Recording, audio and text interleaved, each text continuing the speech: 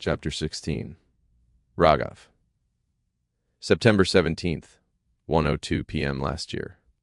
By September, the lunch routine has settled into something stable again. The small disruption from August doesn't continue the way I had expected. Raj stops joining us regularly within a week or two. There is no specific reason discussed out loud. He simply starts eating with his own team in the pantry, and eventually, it becomes one of those things that fades without needing explanation. It feels normal again, or at least it looks normal from the outside. Today begins like any other. I take my seat and open my lunchbox. Mira is narrating something with unnecessary exaggeration, while Nisha listens with mild interest, occasionally correcting her facts. Akanksha is sitting across, eating quietly, occasionally adding a comment when required. The rhythm continues without effort. That is what has changed the most. Earlier, conversations needed entry points. Now they don't. At some point, Mira suddenly says, "There are stalls downstairs." Nisha looks up. "What stalls?" "Like exhibition types," Mira explains. "T-shirts, perfumes, random stuff. I saw in morning." Of course you saw," Nisha says. "We should go." Mira continues, already convinced. Akanksha glances up briefly. "Now?" "Yeah, after lunch," Mira says. "We'll just see." Nisha shrugs. "Okay." I don't respond immediately. "Raghav," Mira looks at me. "Coming." "Yeah," I say. There is no reason not to. We finish lunch and step out together. The corridor is busier than usual. People are moving towards the lift in small groups, clearly with the same idea. The lift takes longer to arrive, and when it does, it is already partially filled. We squeeze in anyway. "Content opportunity," Mira whispers dramatically. Nisha rolls her eyes. Akanksha stands beside me, slightly closer than usual because of the space constraint. Not intentionally, just because there is no other option. The lift moves down. No one speaks much. The doors open on the first floor, and the noise hits immediately. The stall area is set up along the open space near the supermarket.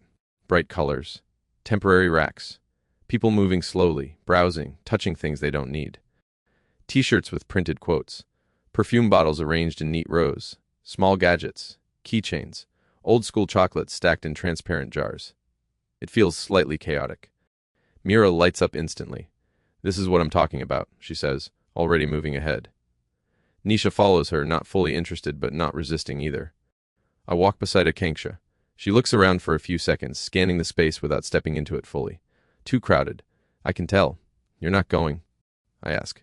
She shakes her head slightly. "Too much." I nod. She watches Mira for a second longer, then turns to me. "Let them shop," she says.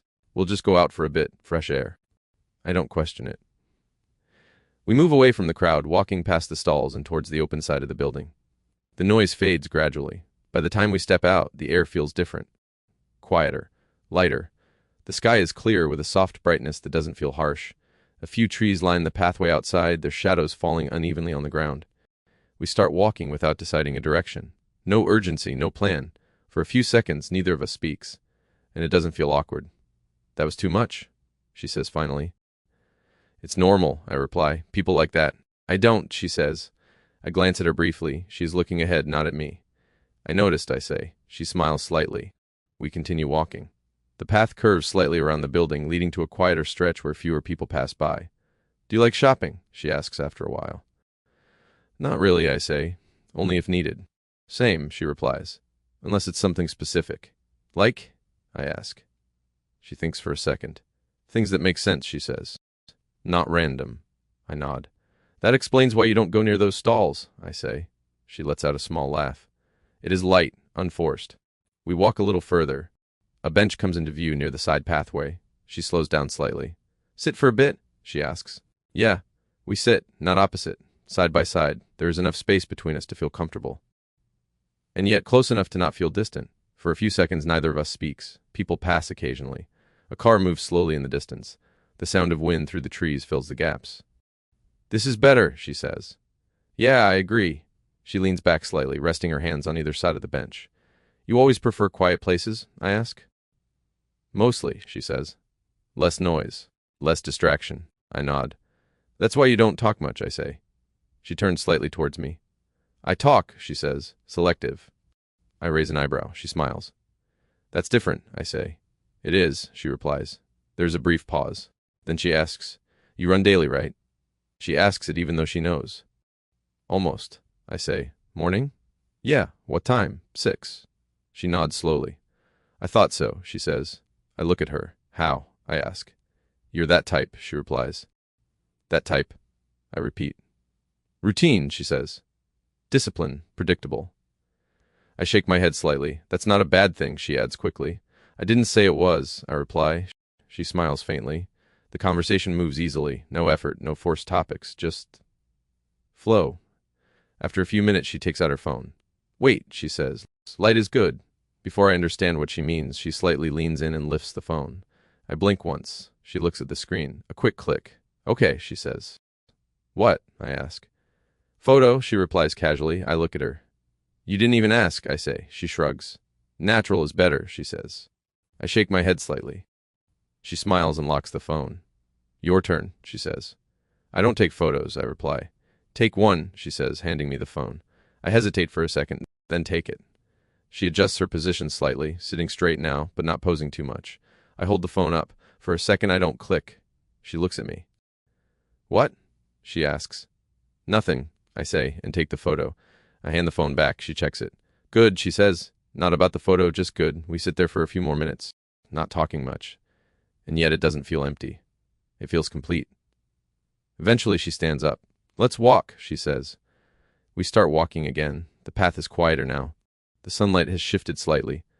Do you get bored of routine? She asks. Sometimes, I say. And? She asks. I continue anyway, I reply. She nods. That sounds like you, she says. What does that mean? I ask. You don't break patterns easily, she says. I don't respond immediately. She is not wrong. And you? I ask. She thinks for a second.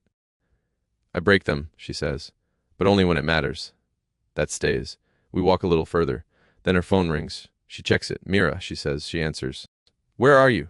Mira's voice is loud enough to be heard faintly. Outside, she says. We're done, Mira says. Coming? Yeah, she replies. She ends the call. Let's go, she says. We walk back towards the building. The stall area is still crowded. Mira and Nisha are waiting near the lift. Finally, Mira says. Missed everything. I didn't, Akanksha replies calmly. Nisha looks at us briefly, then smiles slightly. We step into the lift together. This time, there is space. The four of us stand in a loose formation. The lift starts moving. The conversation is minimal. I glance once at Akanksha. She is looking ahead. Calm. Normal. And yet, something about today feels different. Not because of anything specific, but because nothing felt forced. Not the walk. Not the conversation. Not the silence. It didn't feel like effort. And maybe that's why I didn't question it.